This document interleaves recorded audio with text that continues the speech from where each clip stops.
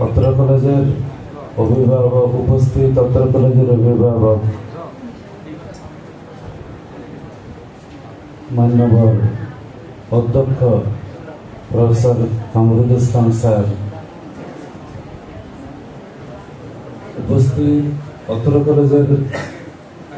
সম্মানিত মান্যবর উপাধ্যক্ষ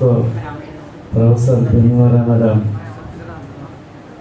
আমার বিভাগীয় প্রধান প্রফেসর নুরুল্লাহ স্যার এবং বিভিন্ন বিভাগের সম্মানিত